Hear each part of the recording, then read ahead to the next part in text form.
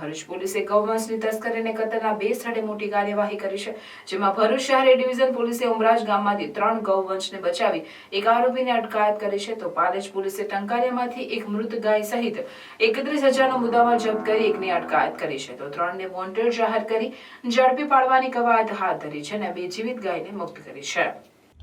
ભરૂચ એ division police મથકમાં જીવદયા પ્રેમીઓ તરફથી મળેલ માહિતીના આધારે પીઆઈ વીયુ ગડરિયા અને પીએસઆઈ એવી શિયાળિયાએ કાર્યવાહી હાથ ધરી હતી, જેમાં ઉમરાજ પાસે નવીનગરી વિસ્તારમાં આરોપીએ 2 વાછરડા અને 1 વાછરડીને ક્રૂરતાપૂર્વક બાંધી રાખ્યા હતા। સ્થળ પરથી કતલ માટેના સાધનો જેવા કે છરા, કોયતા અને પેચિયા મળી આવ્યા હતા।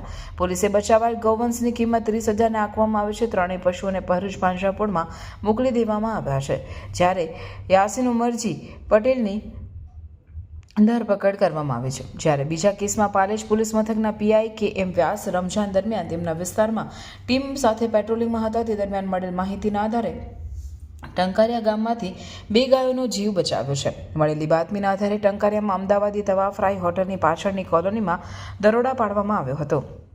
તે સ્થળ પરથી એક મૃત ગાય અને 2 જીવિત ગાયો મળી આવી હતી।